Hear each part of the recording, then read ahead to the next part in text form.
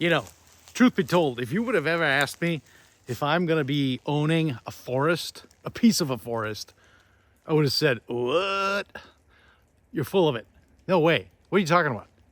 Fast forward. Here we are. This is my forest. I own it. It's mine.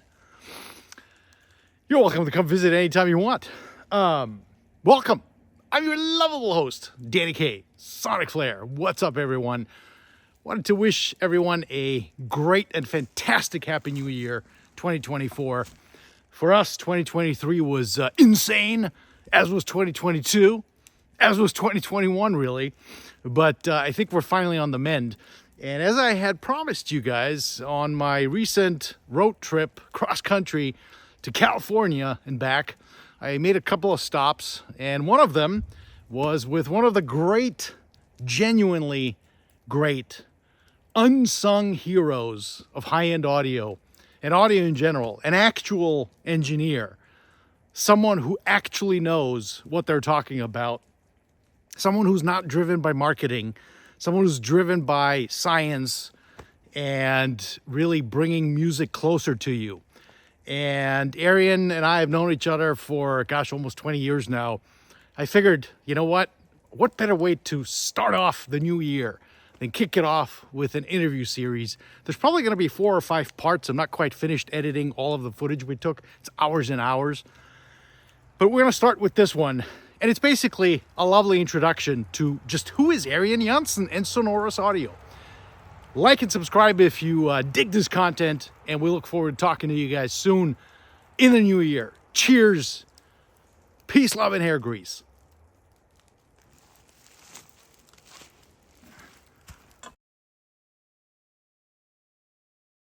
Arian, how are you?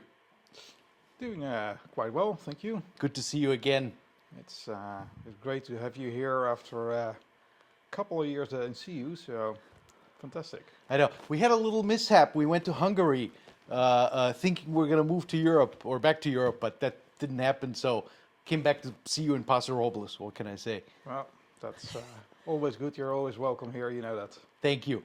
I can find many worse things to do than spend time with you here in Paso Robles. So, Arian, we are actually in your bunker, in your studio, and the reason that we're recording this video, I think you have some very interesting stories to tell. I think you have some very interesting perspectives on the thing that we love the most, which is high-end audio. And why don't we get started with who is Arian Jansen? Okay, well, I'm in high-end audio, as everybody knows, and basically I started, like most people, getting interested in high-end audio when I was in my early teens. I was living in Holland at the time, in the Netherlands. That's basically where I was born and raised. And I started playing with stuff. I got interested in electronics, and eventually went on to study electronics. And again, audio had been a hobby on the back in the back all the time. But I basically started to work in the laboratory of applied physics in Holland, where I worked for the defense department.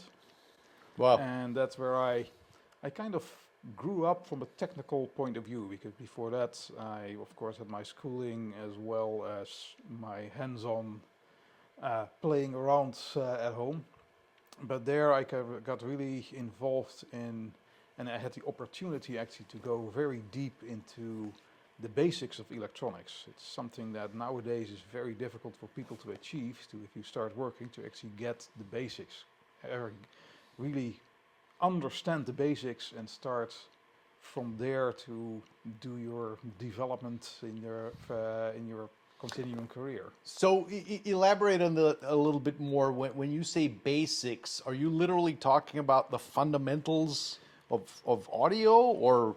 It's not only audio, but just electronics and engineering in its entirety. working for that, it's the defense industry. Things move a little bit slow, but it also has to be done very well. There are not a whole lot of shortcuts allowed there, obviously. It wasn't a research institute, so it was the Defense Research Institute. Okay. So you basically had a lot of, they actually allowed you to use 20% of your time to do just investigating stuff to understand, to get a real understanding of what it's, how things work and get a feeling for it. I mean, the feeling for it is so important. The theory you can get on in school, but to get a feeling of what it really does and what you can do with it, that's, again, nowadays, very few people get that opportunity because they need to, when they start working, they need to immediately be productive in that narrow field that they are working. So I was lucky to have that opportunity. So I learned enormously much about actually electrical engineering and what it really does and what you can do with it. But I also, being an audio junkie already, kind of playing around with my stuff at home. In the laboratory of applied physics, basically, there was the opportunity to read all kinds of magazines. We're not talking about audiophile review magazines, but actually the Journal of the Audio Engineering Society and that kind of things. Okay. And they basically they kept every magazine for 10 years. So Interesting. I basically... And this is time frame? This is what, when is this? We're talking about second half of the 80s. I think Okay. it started there in 86 or so, something like that. So, Okay. that's basically when I was doing all my audio stuff at home and playing around with speakers and what we always do, and playing around with amplifiers and see if you can make it sound better.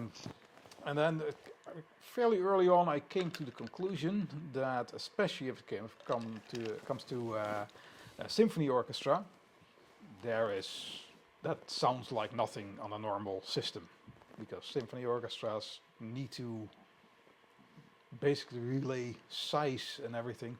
Never happened. So I, Interesting. at that time, basically started to get interested. Okay, is there something that could be done to improve that? So actually, since I had this wealth of information there, I started to look into it, just for my own interest there, to see what I could find about audio reproduction, audio recording, very important, audio perception. I mean, how do we hear? How is it interpreted by our brain and everything? So the science of wave propagation. Yeah, actually, the science, not the science of wave propagation, is one of the things that's important also. But in the first instance, basically for me, it was the science of the psychoacoustics. Psychoacoustics, okay. So how do we hear and how do we interpret that? And how do we perceive hearing? How do we perceive things and how do we perceive, especially the three-dimensional space around it? We can hear that with our two ears. We can point out where a sound source comes from. And so I started to look into that. And of course, in the meantime, playing more with audio, and I built my own speakers, and I was doing build my own amplifiers. Tinkering around basically, and finding out empirically what worked better and what worked worse. I mean, not unlike many other people started in audio, basically, especially if you're in kind of a DIY guy, then that's what you do. You start playing around and you see what works and what doesn't. Yep. So.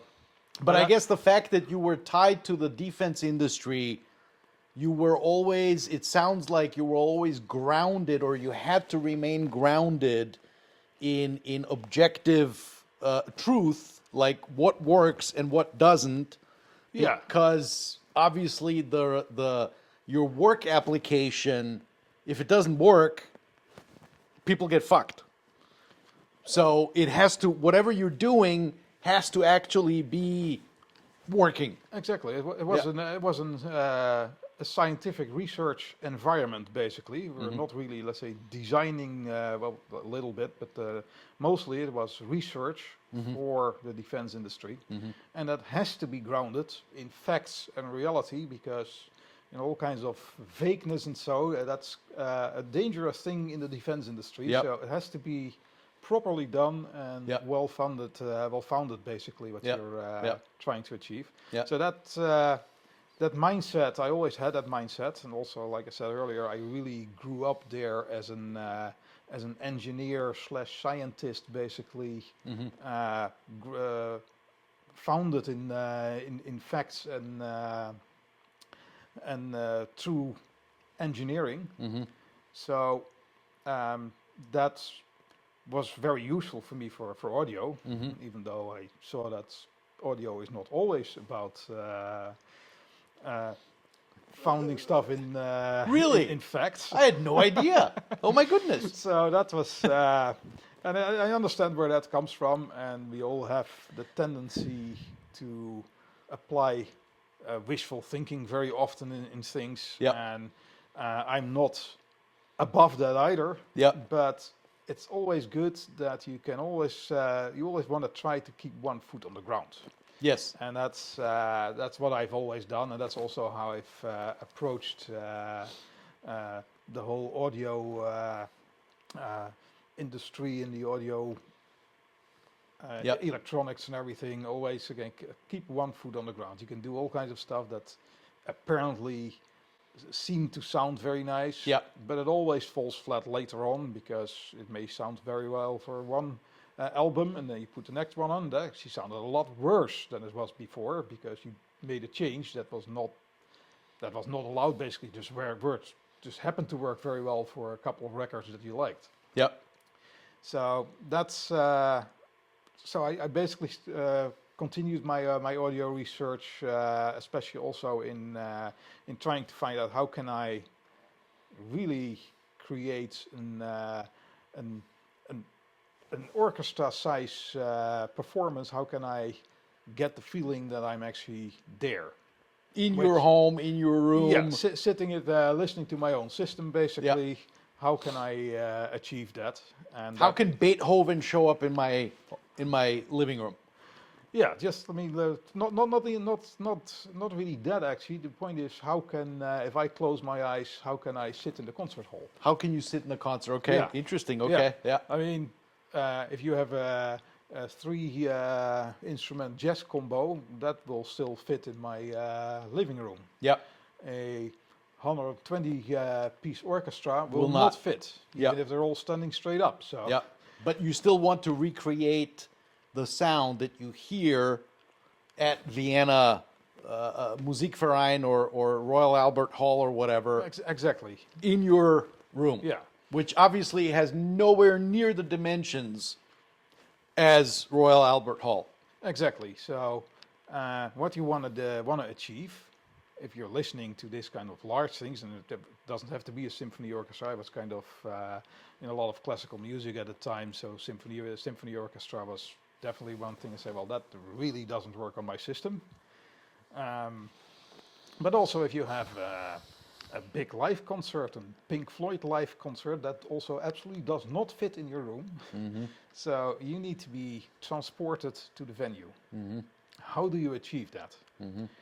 And at the time, of course, you had high-end audio stores also in Holland. So you go to some places. There were some reasonably and not so reasonably priced. Yeah, but price stuff. But also we had a few audio shows. Some you had the large ones, basically kind of CES type of thing, in that every country had back then in Europe. Something that was that looked like that. In our case, it was called Virato. Mm-hmm. And then you had some smaller audio shows, kind of put together by the audiophile community, mm-hmm. and that. So I got to hear more stuff. Mm-hmm. And still not convinced. Yeah, I mean, obviously finding how my own equipment was lacking in all kinds of things, mm-hmm. Because other people were obviously much further ahead. Mm-hmm. but nothing ever allowed me to hear a real orchestra or so, or a real large venue Okay. live concert. It's just that did not work. Okay. No matter the size of the speakers, no matter the No, I size mean, of the amplifier. no, exactly. I mean, yes, larger systems that are set up in larger rooms by the nature of that very fact give a larger sense Oh, of scale, hmm. but not still. It's still not anything like what you hear in a concert hall. Interesting. Okay. What? So, Yeah. We'll so get into that later. yeah, Yeah. we'll Mm. get into that Yeah. later. Yeah. But again, that was kind of the starting point, plus the fact that I had a lot of basics on acoustics, on wave propagation, on audio perception and everything that I could read into and find out how things work. Hmm. I say, okay, I'm really going to set out to do something that addresses this, Okay. and that would eventually go to SHI that we were going to talk about Yeah. later. Later. Yeah. Yeah. So that's basically where my whole engineering career started. And what? So you're obviously. So we're a similar age, but still. So you're obviously now in your 20s, and Yeah, you I was know. in my very early 20s, basically. Yeah. And then you get your first job, and what did you specialize in work wise? Well, I mean, in the laboratory of applied physics, not so much. One thing I did was I was doing a lot of radar stuff, which also where wave propagation comes in as an important part also. Okay. But basically, moving forward, I kind of got more specialized in power electronics. Okay. There was a lot of innovation required in that point in time in the late 80s.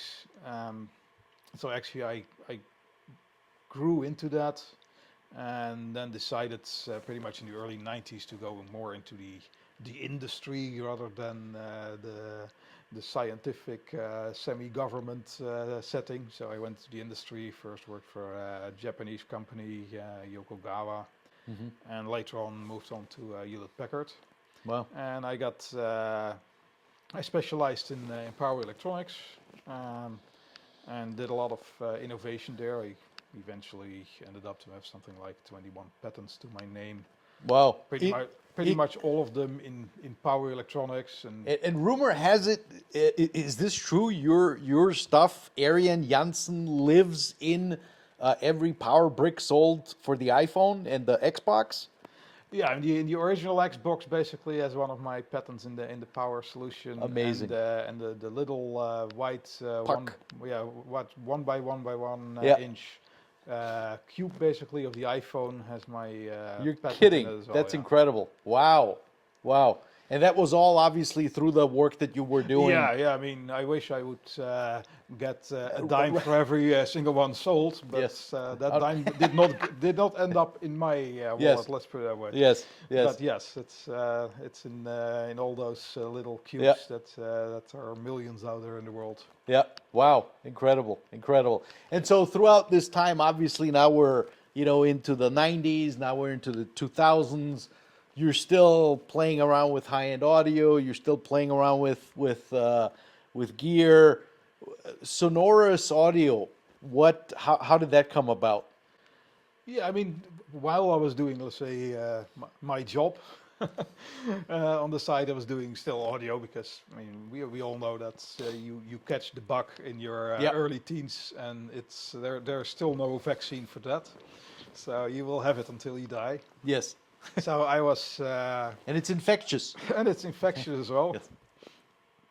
Even though fortunately there are also people immune for it. But Yes. yeah, so I was still doing audio on the side.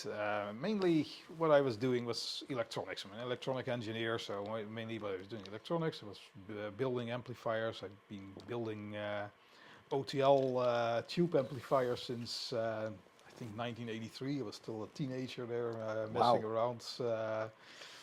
Not the best possible designs, and got zapped a lot and everything doing that. But so I basically growing up, if you as an engineer, I finally decided to build a really nice OTL amplifier, knowing what I did. And OTL, what is that again? That's an output transformerless tube amplifier. So it's a tube amplifier where the speaker is directly coupled to the tubes and there is no transformer in between. because of course every tube amplifier has a transformer, and transformers impart sound, and they're difficult to manufacture in the bandwidth for audio. And so if you remove that, you can have the tube directly coupled to the speakers. Yeah, that's indeed omits the transformer, which is pretty much the weakest part in the whole circuit. So running them directly from the tubes definitely improves performance. It comes with a whole host of other difficulties to do it.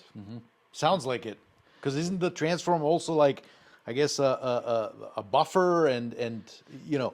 Yeah, the transformer basically, a tube is a high impedance device. It runs on a lot of voltage, but doesn't create a lot of current, basically, or doesn't conduct a lot of current. So if you put the transformer in, you basically transform the high voltage at low current to a much lower voltage at a much higher current that we need for our speakers. Yeah.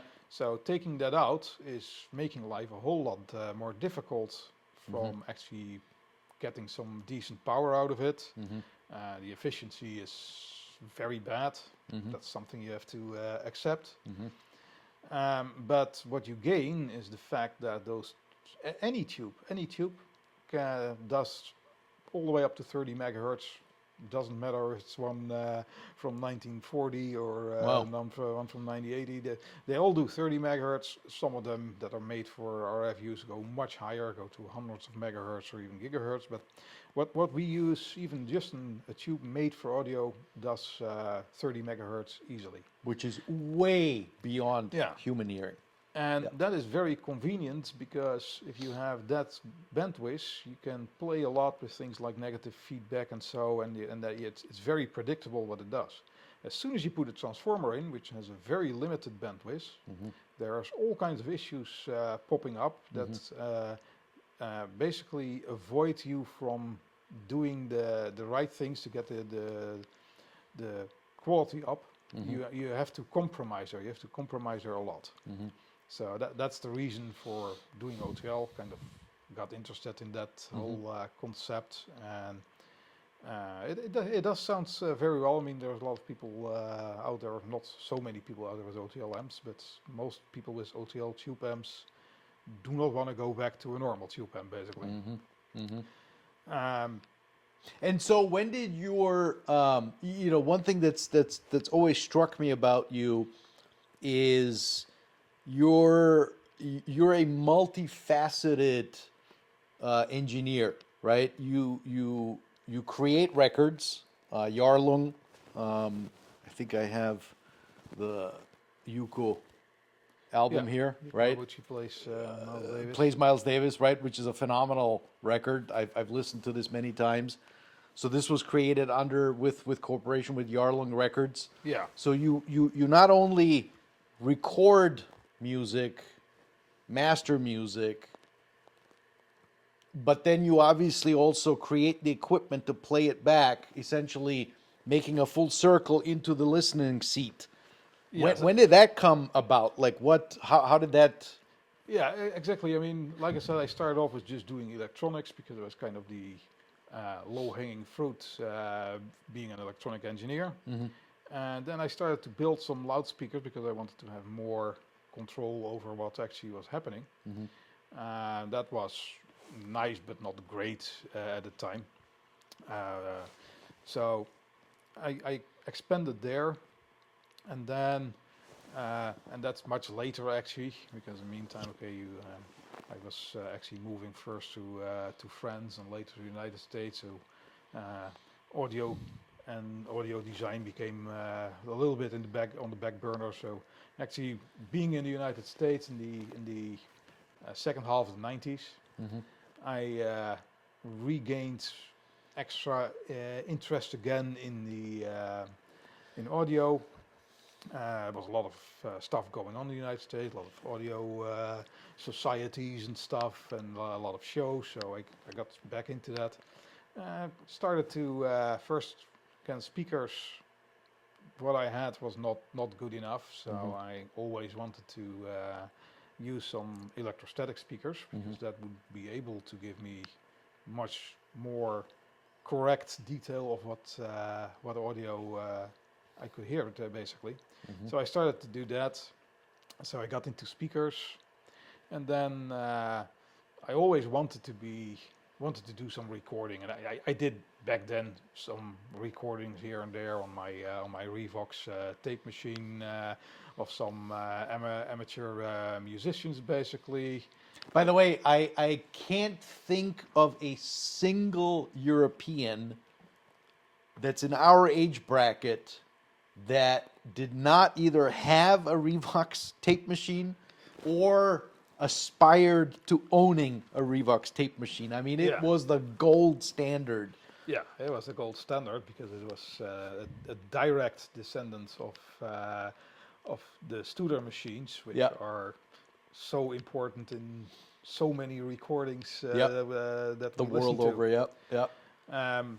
So yeah, I started to do that, but that was obviously humble beginnings in recording.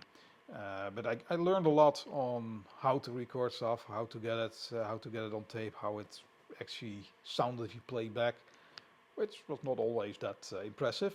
So, and then later on, basically, when I was here in the United States, I got in touch with Bob Attia from Yarlung Records, and we became friends basically, and he is the owner of Yarlung Records. So I kind of rolled gradually into becoming a part of Yarlung Records, and that's where obviously we could do much better recordings. I mean, Bob already had a good number of well established and well appreciated recordings under his belt. So we kind of started to do more of the recordings, and I learned a lot, and he learned a lot from me as well, on my experience on how music is, how waves basically travel in the room, and how you perceive sound both in sitting in the auditorium, but also eventually sitting in the listening seat. So now I kind of had a very full range. I was pretty much involved from the recording all the way to all the equipment and so from the performance basically and the microphone all the way to the recorder and playback and the playback electronics, the speakers, and eventually the listening position, because that's where it's all about. I mean, at the end of the day, the whole thing that we are talking about, if we still claim that high-end audio is about recreating the realism of the performance as if you're there, then we have to be concerned about the ensemble playing on stage all the way to us sitting in our listening chair listening to the music. Everything else is a conduit basically that we need to do as good as possible, and if at all possible, get it out of the way from an acoustic point of view. So, and that's, now we're talking about, I would say roughly 2010, around that time. Maybe a little bit earlier, but around that time. So I was by then kind of involved from everything, from the actual recording of the live performance all the way up to the listening seat. And that also gave an additional, I had done a lot of work on the eventually would become SHI, but also which that stands for SonoruS Holographic Imaging. So I had done a lot of work, obviously in the 80s, throughout the 90s, and then again in the 2000s fell a little bit to the background. But then when I got the whole renewed interest in it, I also kind of did the last spur that was required to achieve what I wanted to do. And we're going to Cover talk that, yeah. about that later in Yeah. detail, what Yeah. that actually is. Yep. But it's an integral part of actually getting you closer to the sense of reality of a performance. Yep. So that's an interesting break into high-end audio. Ooh.